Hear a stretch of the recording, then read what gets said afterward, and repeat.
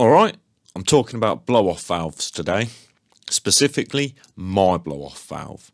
I need to give it a service before I put it back on the bike.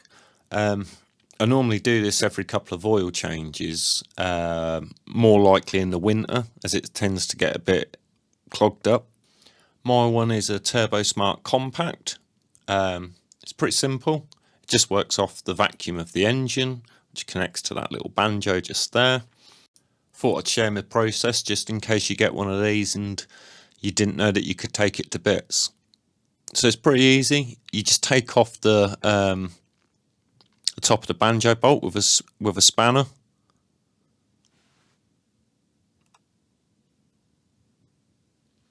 And then once the banjo's out, you undo the cap. Just be careful, there's a spring under here. You shouldn't fire it up in the air as it ain't that powerful, but it's always worth noting. And inside you've just got like a piston, same as on a brake caliper, but it's got a seal on the end.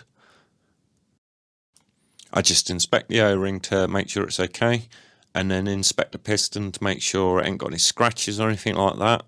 And then you're just left with the blow-off valve housing. I inspect the inside and the mating edge of where the O-ring goes. Then I wash it all in IPA, get it clean. Then to lube everything back up, I use high temperature silicone grease. I give the inside surface a good coating of the grease with my finger. Best tool for the job.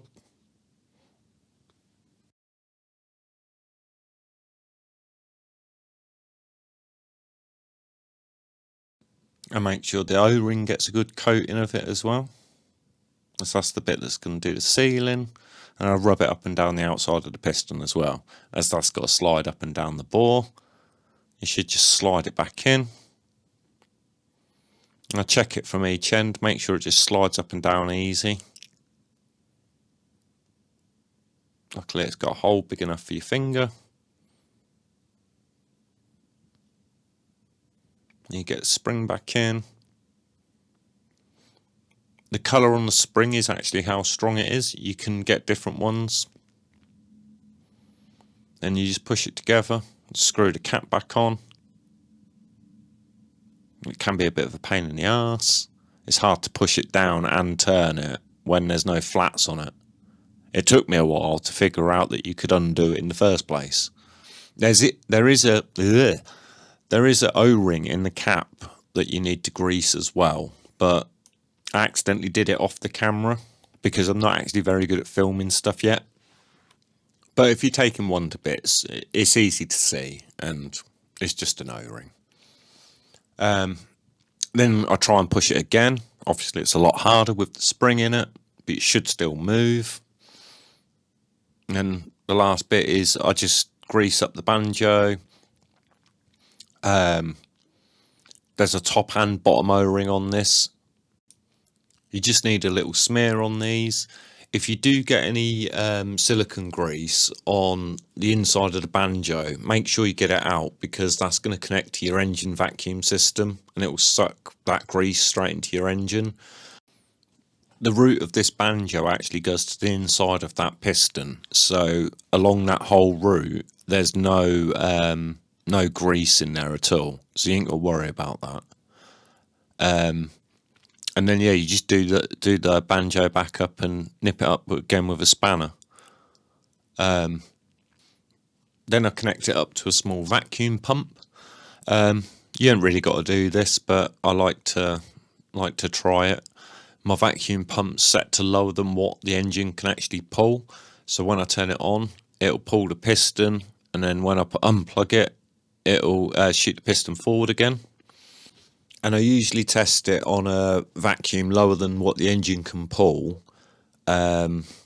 just because if you get it working correctly at a low pressure, it's just going to be like more snappier when it's under the proper engine pressure. That grease on the end of the piston that you can see there, that normally comes from when you put the piston back through the bore. Where there's too much grease, it'll squirt it all out the end. It's not a big deal if you miss it, as this is where all of the compressed air is coming out of your bike. So it'll just it'll blow off somewhere. I generally test it a couple of times, make sure it's working properly, and then it's good to go back on the bike.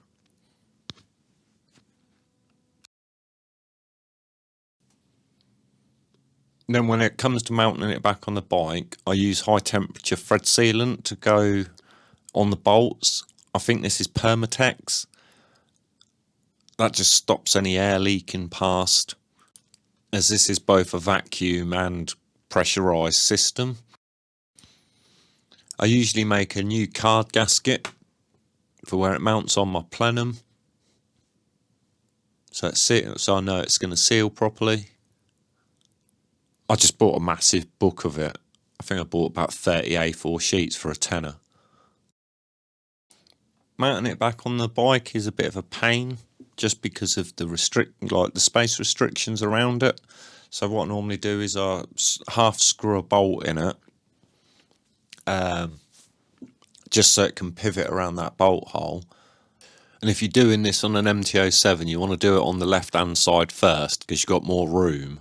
Then you ain't got to try and hold it and get the bolt in on the tight side. And then I thread sealant that bolt and screw it all the way in. Now with this thread sealant, you haven't got to do it like Loctite, because this thread sealant I think takes about 24 hours to go off, and it takes a little while for it to start going off anyway. So it's not like you got to worry about it setting. And that's the same thread sealant I used on my plenum as well for the upper mount bolts. Then after doing this, all you got to do is connect it up to the vacuum port of the engine.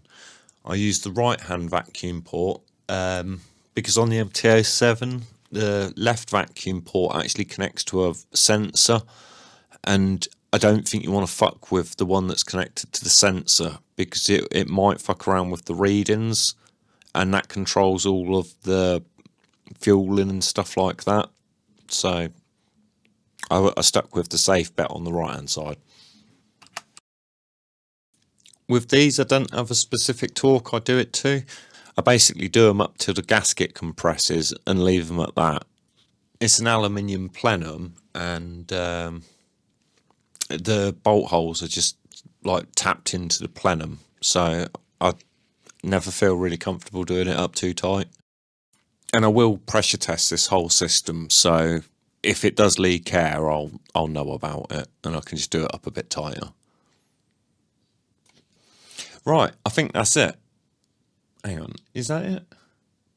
Oh, a symptom that you might need to do this if you've got a blow-off valve is if your turbo pressure, when you let off the throttle, doesn't release straight away, or you notice that when you're building turbo pressure it's slower than usual, it might mean your blow-off valve's stuck.